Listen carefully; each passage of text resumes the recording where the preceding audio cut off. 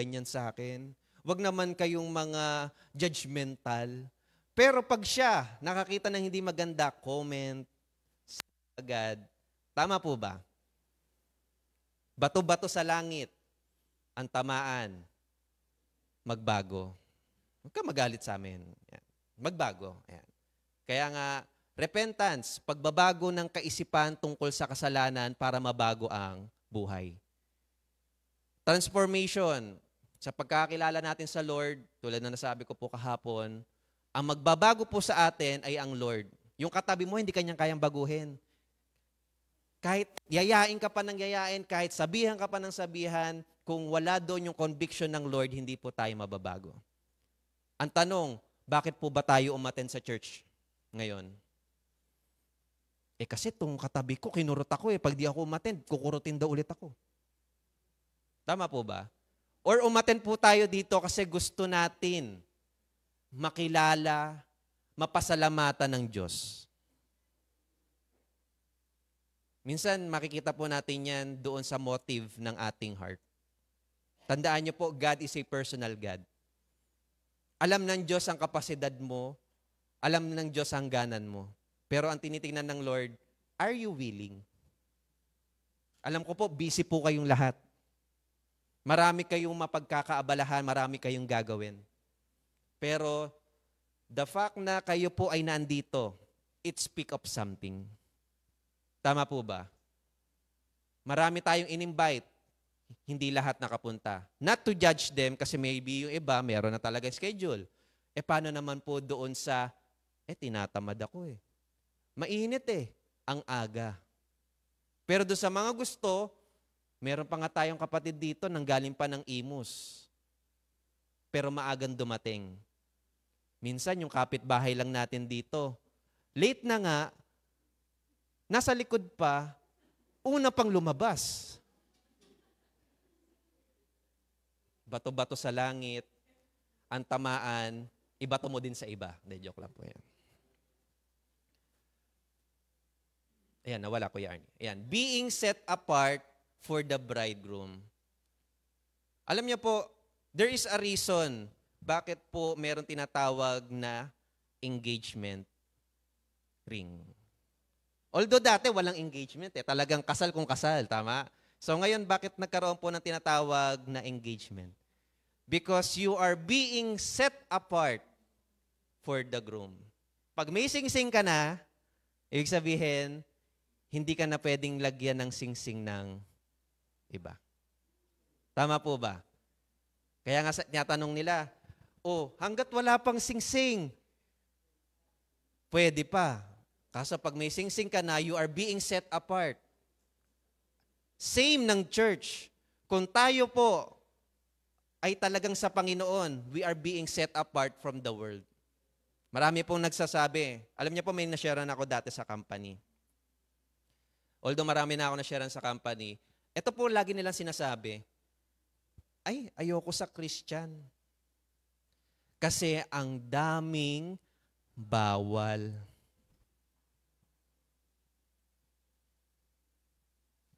Familiar. Pero, tanong ko po, sa school po ba maraming rules and regulation? Sa company, marami bang rules and regulation? Para kanino po yung rules and regulation? Para sa mag-aaral, para sa nagtatrabaho. Bakit ginagawa? Bakit sinusunod? Kasi ayaw ng punishment. At pag sinunod mo naman, magiging maayos yung takbo. Tama po ba? Same sa Christian. Ang daming bawal. Pero bakit pag ganun? Pag sa church, sinabing bawal, napakalupit naman ng church na yan. Napakahigpit naman ng church na yan. Napaka-KJ naman ng church na yan. Tama po ba? Bakit sa labas, pag sinabi nilang rules nila yon, rules nila yon. Sa ibang bansa, pag sinabi nilang batas nila yon, wala tayong magagawa kundi sundin yon. Bakit pagdating sa Lord, pag sinabing bawal, baka may konsiderasyon pa. Baka pwede pa. Tama po ba? Kahit sinasabi na ng salita ng Panginoon. Why? Kasi ito po yung isang problem din po sa panahon natin about grace. Why? Sa mundo, kapag nagkaroon ka ng consequences, lumabag ka, naandyan agad yung punishment. Ora mismo. Tama po ba? Pero pagdating kasi sa Lord, ang punishment, hindi mo agad. Or maybe delayed yung consequences. Tama po ba? Kasi malalaman mo naman kung mapupunta ka sa impyerno kapag kinuha ka na. Pero hihintayin mo pa ba? Susubukan ko. Titignan ko kung sa impyerno nga ako mapupunta. Meron po bang ganon? Susubukan daw kung siya ay mapupunta sa langit. Wala no? Kasi we only have one life and we have to prepare and cherish it. Tama po ba? The church should not blend in with the world. Ito po yung lagi ko sinasabi. It doesn't mean na it's popular, it's trending, maraming naandoon, it's good. Tama po ba? Hindi porket nandun sila lahat, it doesn't mean it's correct and right. Kasi alam niyo po, minsan kung sino pa yung tama, sila yung konti, sila yung hindi sinusuportahan. Parang nangyayari ngayon. Di ba? The minority feels like they are the majority. Tama po ba? Yung mga batas na gusto nila, meron sila. Nabibigyan sila ng boses kasi pinapriority yung minority instead of the majority. Aminin niyo po sa mga nag-aaral, meron pong minor subject na feeling major. 'Di ba? Mas grabe pa sa sa major subjects kung magbigay ng kahigpitan, taas ng standards, minor lang naman. Pero yung major, banayad. Tama po ba? Minsan di sobrang humihingi. Like a bride, set apart for her husband, the church is set apart for Christ. Kaya wag na po kayong magtaka kung bakit sa church po natin, meron po tayong set of conduct na ginagawa, set of rules. Actually, hindi naman siya rules Guidelines siya. Yun yung tamang word ni Brother Louie kahapon. Guidance, guidelines. Hindi tayo nag-e-impose ng galing lamang sa aming sarili, sa mga leaders, sa mga nagli-lead po sa atin. We are guided by the word of God. Kasi kung sarili lang natin, sana naggawa na lang tayo ng sarili nating batas. Tama po ba? So, sabi po dito, 1 Peter 1:15-16, but just as he who called you is holy, so be holy in all you do. For it is written, be holy, for I am holy. Madalas nyo na po naririnig to, kahit saan. Dahil ang Diyos ay banal, dahil ang Diyos ay holy, dapat maging holy ka rin. Minsan iniisip nila, ano ba yung banal? Ano ba yung holy? Akala kasi nila, pag sinabing banal, attend ka ng church, worship ka, pray ka. Hindi po Pag sinabing holy, pag sinabi pong banal, you are being set apart. Huwag ka nang magtaka kung may mga nagagalit sa iyo sa pagsunod mo kay Kristo. Because it is written, sa akin sila unang nagalit bago sa iyo. And the moment na tinanggap mo si Jesus Christ, magsisimula na dyan yung lahat ng pagkilos ng kalaban sa buhay natin. Bakit po tayo nakakapagpatuloy? Dahil din po sa grasya na nagsusustain sa atin ni Jesus. Kasi dun sa mga umaten po dito, alam ko po, siguro kahapon pa lang may battle na. Siguro kahit bago ka lang kayo pumunta dito, may battle na. Uy, may gala daw tayo. May outing, may swimming, ini-invite ka. Tinaon pa sa oras ng church. Tama po ba? Maglalaba kasi ako Maglalaba sa umaga, pero pagdating doon, tulog, sa gabi maglalaba. Tama po ba? Kasi hinabol ko yung tulog ko Actually, kahit habulin mo yan. When your spirit is drained, kahit anong amount ng tulog will not be enough.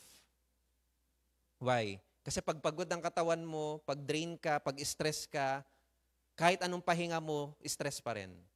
Pero pag tayo po nasa Lord, yung kapayapaan nandun. Kaya nga sa sobrang kapayapaan ng Panginoon, yung iba nakakatulog. Pero hindi yung katabi mo. Yan, nakadilat yan, nakatingin nga sa akin. Yan. So biglang Biglang nilagyan ng toothpick dito eh. Hindi, dilat po ako, dilat. Yan.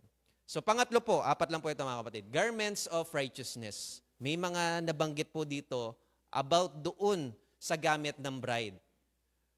Revelation 19 verse 8, fine linen. So kung makikita nyo po yan, fine linen ang gamit po dyan. Pero sa atin, ang gamit sa atin, ano po yung mga tatak ng mga damit nyo po?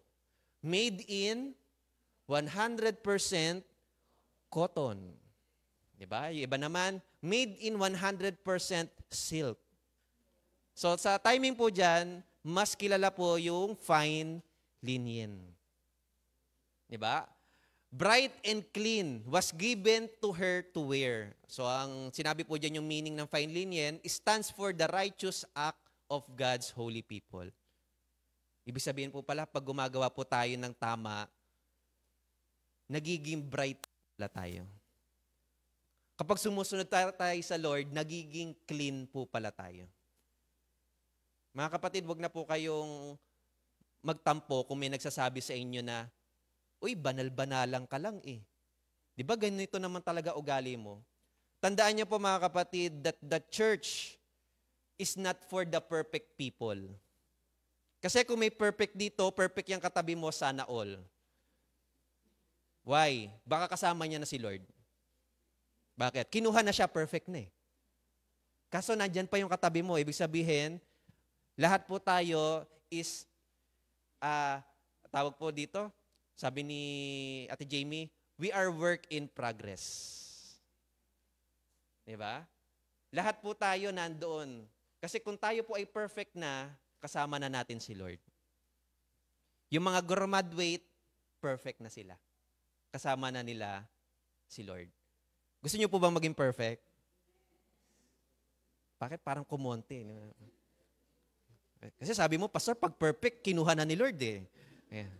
Ayan. Biglang napaisip, no? Pero doon sa mga nag-amen, ano man na mangyari, dumating ang Lord, amen. Ayan. So sabi po dito, we are not self-made righteous. Hindi porket tayo po ay nandito sa church, sumunod tayo, pwede na nating ipagyabang na, ikaw makasalanan ka. Ako tumanggap ako sa Lord. Ganun po ba dapat? Kasi alam niyo po, ang pagpapakita na tayo po ay nagbago na is through our action, through our words. Hindi na natin kailangan sabihin pa. Tama po ba? Kasi ang tao, aminin po natin, may gawin ka man o wala, larong masasabi. E di gumawa ka na lang ng mabuti, gumawa ka na lang ng para sa Diyos. Kasi may sasabihin din man sila at may sasabihin eh. Kung hindi ka sumunod sa Diyos, gumawa ka ng masama, may sasabihin pa rin sa'yo. So huwag tayong matakot na sumunod po sa Panginoon. Kapag may pinapagawa po sa atin, sumunod lang tayo. Tatandaan niyo po, nakasulat sa Biblia, hindi hahayaan ng Panginoon na mapahiya ang kanyang mga anak. Sa paningin man ng iba, napapahiya ka na, pero sa presensya ng ating mga kapatid, pinapakita lang doon na tayo po ay nag-i-stand sa salita ng Panginoon. Our righteousness is not earned, but received. Tandaan niyo yan mga kapatid. Our way to heaven, bakit tayo makakapunta sa langit, ay hindi dahil, mabait ako mabuti akong anak, mapagbigay ako, naglalaan ako ng oras. Kung lahat na lang po ng good works, makakapunta po tayo sa langit, di lahat ng tao nakapunta na.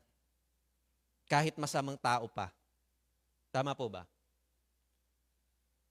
Namumuhay ka sa kasalanan, mabuti ako kasi nagbigay ako. Is that enough? No. Ano lang po ang makakapagligtas po sa atin? Sabi po sa Isaiah chapter 61 verse 10, I delight greatly in the Lord. My soul rejoices in my God. He has clothed me with the garments of salvation. It is not earned. It is received. it is given by God as a gift. Kasi kung tayo po ang magtatrabaho sa ating salvation, ibig sabihin, lahat po tayo dito ang ginagawa, ay, magtrabaho tayo na magtrabaho sa Lord para tayo ay maligtas. Hindi po. Ang reason bakit po tayo ay naligtas, dahil po sa ating Panginoon. Jesus' sacrifice give us white robe. But we must keep it spotless. Diba? Ito ang lagi nating prayer. Lord, pakalinisin mo ko. Patawarin mo ko sa lahat ng aking mga kasalanan. At pag tayo ay binuhusan na ng dugo ng Panginoon, we are clean. Sa Old Testament kasi, ang lahat ng bagay ay nililinis sa pamamagitan ng dugo. At tayo po, na nilagyan ng Lord ng white robe, it is our task to keep it spotless. Tama po ba? Ang nakalagay dyan, keep it spotless. Hindi ibig sabihin po noon, hindi yan madudumihan. Why? Hanggat nandito po tayo sa mundo, we have the tendency to sin. Because we are, nature natin po yan eh. Pero, tulad ng sinabi ko po, Christians are not sinless. But we sin less. Ang mga Kristiyano po, hindi po yan perfect na walang kasalanan. Nagkakasala pero pakaunti ng pakaunti ng pakaunti. Gamitin ko ulit yung word ni Brother Lowy. Kasi sumusunod tayo sa guidelines, sa guide, sa pamantayan ng salita ng Panginoon. Good works are the fruit, not the root. Ayan. So, basahin nyo lang po ng mabagal ha, kasi pag binasa po ng mabilis, medyo iba po yung amoy. Ayan. So, good works are not the fruit, not the root. Yung paggawa natin ng mga mabubuting bagay ay bunga. Hindi po ito yung ugat kung bakit po tayo gumagawa ng kabutihan. So sabi po dito, we are not saved by works, but through salvation produces righteous action. So hindi po tayo gumagawa ng mabubuti, gumagawa ng kabutihan sa iba, nagiging mabait sa iba, dahil gusto nating maligtas. Hindi po. Dahil tayo nakakilala sa Lord, tayo po ay gusto ng puso natin gumawa ng kabutihan. So sabi po sa Ephesians 2:8-10, for it is by grace you have been saved through faith, not from yourself, it is a gift from God. Bakit po ito ay regalo ng Diyos? Not by works so that no one can boast. Kasi alam niyo po, ang tao, nature po kasi is makasalanan, ang tao din po is ma-pride. Tama po ba? Kapag nagkakaroon po ng achievements, di ba? Uy, ang galing mo naman. Uy, perfect ka. Ang taas mo sa exam. Nakapasa ka. Di ba? Sasabihin, sana all. Di ba? Eh dahil tayo po ay nabibigyan ng praises. Natutuwa tayo. Anong sasabihin? Yung iba, syempre, ako pa. Galing ko kaya. Nag-review to. Nagsunog ako ng kilay, hindi ko lang yung inahit. Di ba? Talented kasi ako. Pero pansinin niyo po doon sa mga nakakilala sa Lord. Pag sila po ay nagkakaroon ng achievement, ang lagi nilang sinasabi, praise God. Thank you, Lord. Si Lord yon, hindi ako. Why? Because we are acknowledging that everything, talent, skills, came from the Lord. Ano po sabi sa verse 10? For we are God's handiwork created for Christ Jesus to do works. Diba? Sabi po nang nag-testify kanina, na ipiniprepare ng Lord para sa atin na gawin. So ibig sabihin, pag tayo nakakilala sa Lord, kaya po pala tayo nakakagawa ng kabutihan dahil din po sa ating Panginoon. Binibigyan niya tayo ng pagkakataong magawa po ito. Every act of love, service, and obedience is like waving the wedding dress we will wear. Diba? Kaya pansinin niyo po, kapag yung bride, ay nakasuot ng gown. Di ba? Tawag nga daw nila ngayon, hindi na wini-wave, hindi na binabalandra. Ang tawag nila is pineplex. Tama po ba? Yun sa mga language ng ating mga kabataan ngayon. Di ba? Pag may damit, maganda yung suot, anong ginagawa? Di ba? Kahit hindi sinasabi. Ayos-ayos, ganyan, no? Tapos, ako lang na lang tignan mo yung brand. Yan, no? So, iba may ganun no? Pero yung iba, hindi na kailangan. Kasi pag pinakita, ukay, na ganun no? Pero, sabi nga daw po nila, nasa nagdadala lang yan. Tama po ba? Kasi merong magkatulad, pero hindi magkapareha. Tama po ba? Something, sabi nga daw nila, nakita ko po sa isang parang palabas. Yung store is ginawang branded. Pero yung mga produkto, parang class A lang or gawa lang sa mga yung mga local lang. Pero nung mga naandoon, ang price po kasi parang 1,000 lang. Pero ang price na nakalagay 500,000, 600. Nung binili, sa pag-iisip na branded yon, maganda yon, kinausap pa, in-interview. Ang sabi, ang galing nung gumawa nito. The materials is premium, parang ganyan. Kasi yun yung thinking nila Pero nung bago sila lumabas, kinausap sila, isang social activity lang pala yon. Yung binili mo, ibinalik nila yung pera, it's not really 500, 600,000. It is just only 1,000 pesos. Kaya ganun din po yan pagdating po sa atin. Hindi naman po yan nasusukat. Kasi alam niyo po, minsan, ang napoportray po kasi, especially doon sa mga prosperity gospel, kapag ikaw ay nakakilala sa Lord, kailangan mayaman ka na. Tama po ba? Kasi kung ganun po ang pamantayan, edi dapat sa lahat ng nasa Biblia, hindi nakaranas ng paghihirap. Tama po ba? Ano lang po ang pinapromise ng Lord doon? Hindi kita iiwan, hindi kita pababayaan. Wala kayong makikita sa sa Bible. Yan. Siya lang po, nagbibinata. Yan. Wala po tayong makikita sa Bible na sinabi po doon, follow me and I will make you rich. Wala po. Ang sabi doon, I will bless you. Alam po ba natin pag nakakarinig tayo or sinasabihan tayong God bless, pagpalain ka ng Lord, tandaan nyo po, it is not contained in financial provision. Traveling mercy, guidance, wisdom, knowledge, strength, peace. Napakaraming nakapaloob sa salitang blessing. Tatandaan niyo po yan mga kapatid. Number 4, last na po ito. The invitation is urgent and universal. As a church, mga kapatid, there is an urgent and universal invitation. Kaya po yung takbo ng ating church, gano'n na lang po talaga. The time is short, ang buhay ng tao maikli lang, at ang panawagan ng Panginoon ay urgent.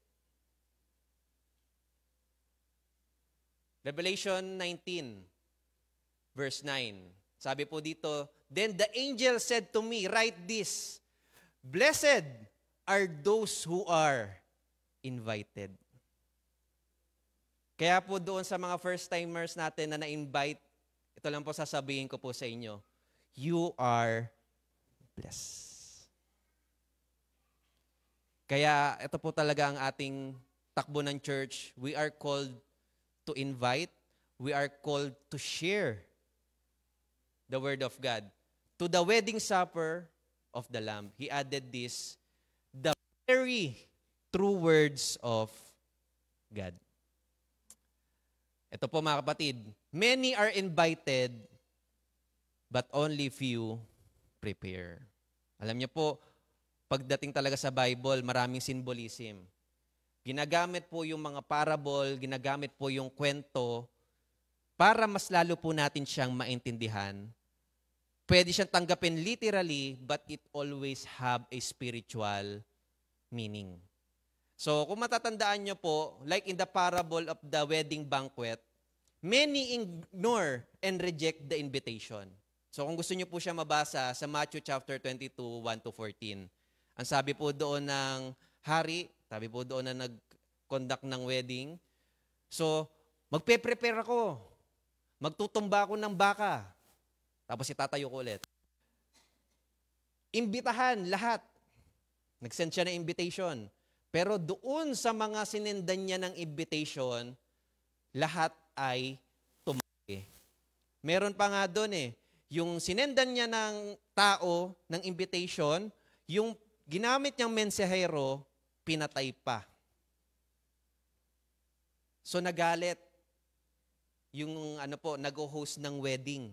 Ang sabi doon, sa kanyang pumunta ka sa streets. So ibig sabihin, marami po tayong sineset na pupuntahan pero tinatanggihan. Pero doon sa pagpunta sa mga streets, sa mga alleys, sila pa yung tumatanggap at uma-accept doon sa invitation. At sabi nga po doon sa mga tumanggap, sila po ay pinagpala. We are called to respond and help others respond. Aminin naman po natin, tayo po na nakatanggap na ng Word of God, the Word of God will not stay on us. It is meant to be shared. Tama po ba? Ang pagpapala, tandaan niyo po ito mga kapatid, kapag tayo po ay pinagpapala ng sobra-sobra, ibig sabihin po, yung sobrang yan, hindi na yan para sa'yo. Yan ay para sa ibang tao. Kaya kung dito, meron po ba dito nananalangin, Lord, pagpalain mo ako para maging blessing ako sa iba? O meron ba ditong, Lord, pagpalain mo ako para mabless lang ako? Tandaan niyo po, blessing is meant to be shared. Okay. Diba, nagkaroon na tayo ng tema niyan? It is blessed to be a blessing. B, evangelism is part of the bride's task. In short, evangelism is part of the church task. Trabaho po ng simbahan natin ang mag-share. Part of the preparation is to invite others to the wedding feast. Hindi naman po pwedeng magkokonda ka ng wedding, wala kang iimbitahan. Pero nag-i-expect ka ng maraming a-attend. Pwede po ba yon? Ay, sino na lang makapunta? Alam na nila yon. Hindi nga nila alam. Tama po ba? That is the reason of the invitation. Hindi sila makakakilala kung walang mag-share. Romans 10:17. Romans 10:13. Diba? The word is heard. Kaya sila nakakakilala. Paano naman sila makakilala kung walang mag-share? Tama po ba? Lahat naman tayo na naandito, nakakilala kasi meron nag-share. Tama po ba? So hindi po tayo katulad ng nasa ibang bansa na ang Panginoon na mismo ang pumapasok sa kanilang panaginip para sila ay makakilala. Pero tayo po, we are blessed kasi meron taong ginagamit para makakilala tayo, mapalapit tayo sa Lord. The gospel, share the gospel and be a light and urge other to be reconciled with God. Trabaho nating mag-share, trabaho po nating maging liwanag. Bakit sinabi po dyan maging liwanag? Kapag tayo po ay nasa dilim at biglang binuksan ng ilaw, masakit sa mata. Tama po ba? Kaya po yung mga nag-share, minsan kinaiiritahan nila. Pero, tanong ko po, nasisilaw po ba kayo sa ilaw ngayon? Nakakasilaw po ba yung ilaw ngayon? Hindi, di ba? Why? Kasi sanay na tayo sa liwanag. Pag tayo po ay, especially kung dito yung may mga sariling kwarto, na pag pinatay ang ilaw, sobrang dilim, Kaya nga pag binuksan ng magulang yung ilaw, kasi masakit sa mata. Pero kapag tayo po ay nabubuhay doon sa liwanag, hindi po masakit ang liwanag. Actually, it is more comforting. Tama po ba? Yan, patapos na po tayo mga kapatid. In conclusion, yan na po, paborito po ng lahat. In conclusion, tanong ko po ulit. Nawala, ayan. The question is not if Jesus will return, but when. Hindi po question kung dadating ang Lord. Dadating talaga ang Lord. Pero ang tanong, kailan? Are we ready? Tanong mo nga sa katabi mo, ready ka na ba? Ready na ba tayo sa pagdating ng Lord? Prepare ka na ba? Sabi ng katabi, may pasok pa bukas. Kidding aside, pero ganun po talaga eh. We do not know when Jesus will return, pero ang mahalaga, alam natin sa ating sarili, pag dumating ang Lord, kasama tayo. Tama po ba? Ang tanong, gusto po ba natin tayo lang? Kasi hindi naman po dito lahat kasama, naglilingkod, nakakilala sa Lord. Marami pa rin. Tama po ba? At marami sa atin, prayer pa rin nila na makakilala. Tulad nga ng sinabi ko, ako nagpe-pray ako. Nag-prepare ako.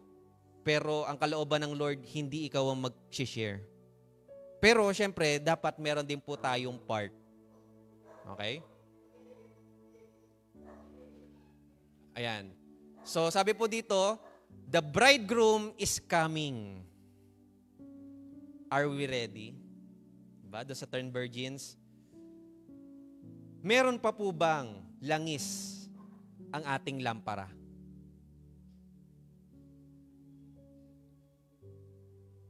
Kasi alam niyo po, yung 10 virgins are the Christians. Yung lampara is our testimony. Yung langis at apoy is our preparation. Ang tanong, is our fire burning? Or nanlamig na? Naubusan na ng langis? Tinatanong na yung katabi, pahingi ako ng langis mo. Kaso, usually, ang nagbibigay na lang ng langis, yung may sobra at willing at kayang magbigay nang hindi siya yung mawawalan. Pero tun sa 10 virgins, alam nila yung excess o yung sobrang langis nila ay sapat hanggang sa pagbabalik ng Panginoon.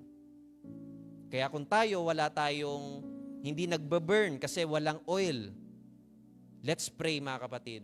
Desire natin na mag-alab, na maglingkod sa Panginoon. Life is short, mga kapatid. Sabi nga ni Kuya Arnie, August na ngayon. Next month, Burr months na. Next month, 2026 na.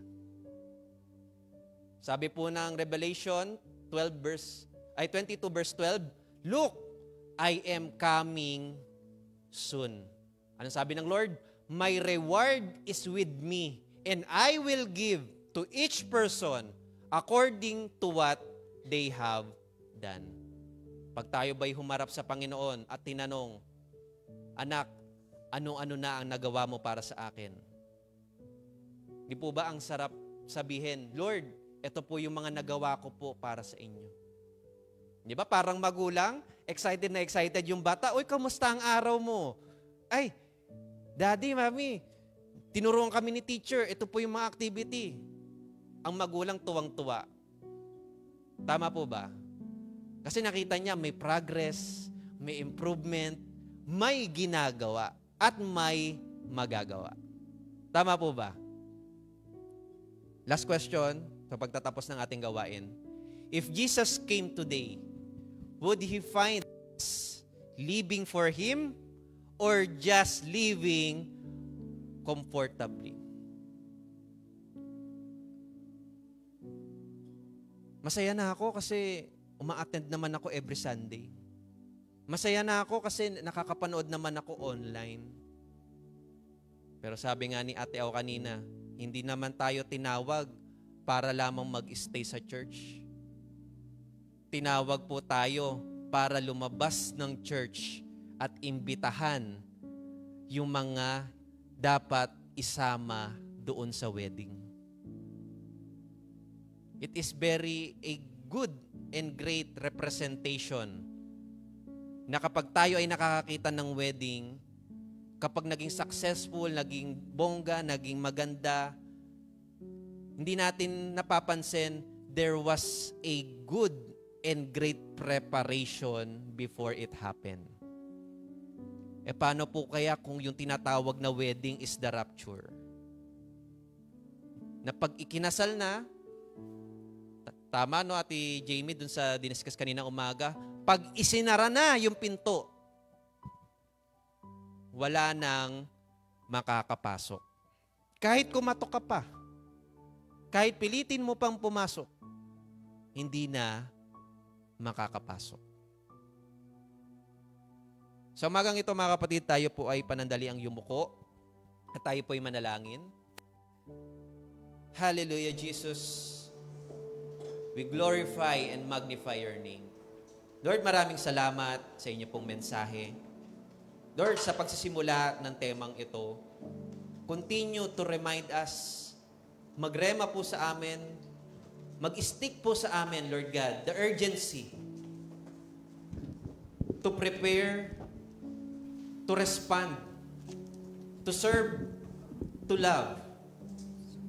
Lord, alam po namin, hindi kami karapat-dapat. Maybe we are in the position that we even doubt ourselves kung magagawa ba namin. Pero tunay, ang salita ng Panginoon, once na na-impart po sa atin, hindi po natin mako-contain ito and we have to share the blessing that we receive. We are called to be a blessing and that blessing is meant to be shared. Lord, maraming salamat po sa inyo pong mensahe. Alam ko po ang bawat isa dito ay may kanya-kanyang realization. Lord, hindi lang po ito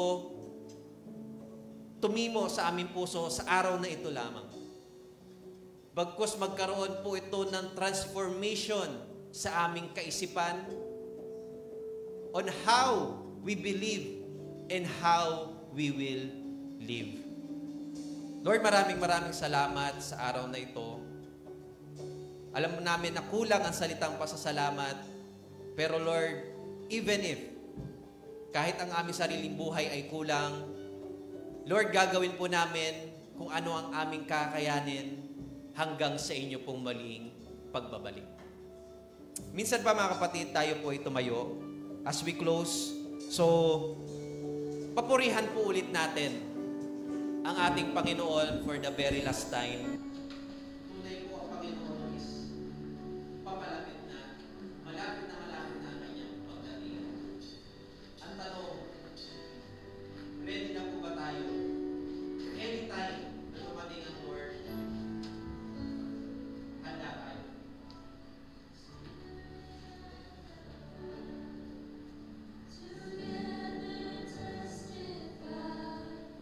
All things shall be made right.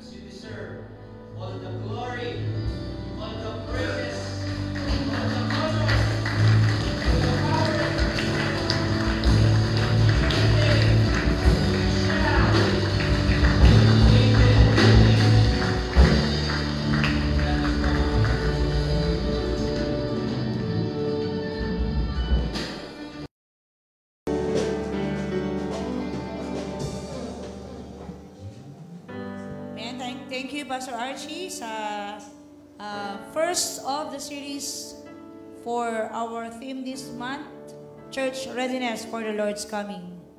Salamat po at patuloy na ang ating preparation by God's grace sa Kanyang pagbabalik.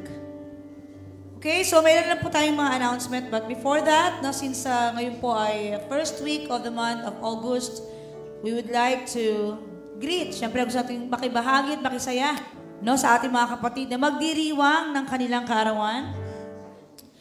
Starting August 3, today, parang wala si Kuya Weki. Wala, no?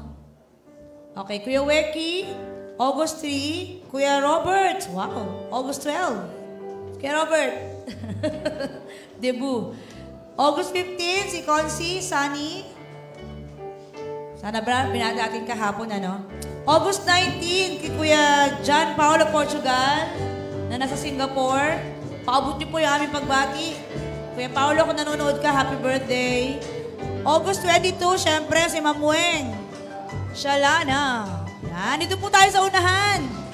Yung tinawag ko, Kuya Weki, Kuya Robert, si Concy, wala no? Kuya Paulo, Ma'am Weng. August 22 din, kasama si Ate Ana Rose. Ate Ana, sana nanonood ka. And then Kuya Gab, August 23. August 15. Ay, Kuya Christian, hatahimik ka lang dyan ha, birthday mo pala. Si Kuya Gab ay August 23. August 27, si Ate Hazel. Ate Hazel, nasan ka? Ay, JC ba to? August 27? Akalagay din. Oo, si Kuya JC daw. Birthday din. 31. O, halika, Kuya. Nakalista ka pala, Kuya. Inuuna ko lang yung 27. Thank you. August 27, si Ate Hazel. August 31 din, si Ate Lalay. Bonus. Ayan, so, meron pa akong hindi nabanggit. Birthday tsaka wedding anniversary. Wala na? Okay, dito po tayo mga kapatid. Lapit-lapit po tayo. Wala yung iba, no? Ayan, di ba lang tuloy kayo mag-treat? Okay, let's pray. Para sa ating mga kapatid, lahat po ng gusto nating i-utter na blessings sa ating mga kapatid, no? At lahat ng ating nabanggit sa umagang ito ay ating pong ipapanalangin. Panginoon, salamat po, Diyos. Ikaw ang patuloy nagtatakda ng aming araw, Panginoon, o God, sa mundo. Salamat, Panginoon, sa aming mga kapatid, Lord, sapagkat muli ay sinapit, Panginoon, ang buwan na ito at ang taon, Panginoon, ng kanilang kaarawan. And Lord, as they celebrate another year, Lord, no, Panginoon, lalo pa nilang maintindihan, Panginoon, Lord God, at maganap, Panginoon, yung kalooban mo sa kanilang mga buhay. Salamat, Panginoon, sa buhay ni Kuya Weki, ni Kuya Robert, ni Concy Sani, ni Kuya Paulo, ni Ma'am Weng, ni Ate Ana, ni Gab, ni Ate Hazel, ni Ate Lalay, at ni Kuya JC, at sa aking mga kapatid at kapamilya, Panginoon, Lord, na hindi pa namin na Panginoon, nagdiriwang din ang kanilang kaarawan. Ang aming panalangin, Panginoon, patuloy pong pag-iingat, ang patuloy pong provision sa lahat ng kanilang pangangailangan, spiritual man yan, physical, financial, emotional, Panginoon. And oh Lord, ano man yung kanilang prayers na in accordance to your will, Panginoon, isa po kami, Panginoon, na dumuto, Panginoon, para sa kanilang panalangin. At patuloy pong gamitin ang aking mga kapatid sa kanilang mga tatapakan, sa kanilang mga gagawin, Panginoon, na mo, Lord, na magamit mo sila, Panginoon, hanggang sa iyong muling pagbabalik. Salamat, Panginoon, lahat ng papuri, para nga sa ilamang, Panginoon, sa pangalan ni Jesus. Amen. Happy birthday to you. Happy birthday to you. Happy birthday. Happy birthday. Happy birthday to you. May the Lord God bless you. May the Lord God bless you. May the Lord God, may the Lord God, may the Lord God bless you. Maligayang bati sa iyong pagsilang. Maligayang, maligayang, maligayang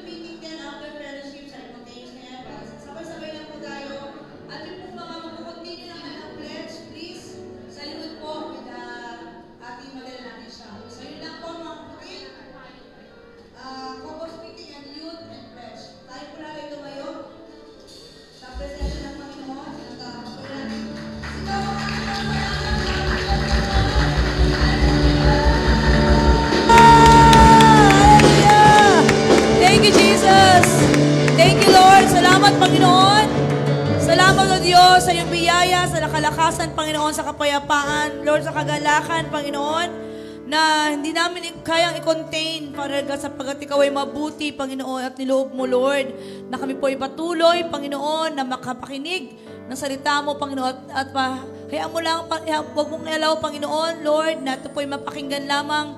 But Lord, in our ways, by your grace, Panginoon, magawa namin ang iyong mandate, ang iyong kalooban, Panginoon, para sa amin. And Lord, ang aming magiging mantra, Lord, every day is a time to evangelize. Every day and every opportunity is a time to share your word and your gospel, O God. Salamat, Panginoon.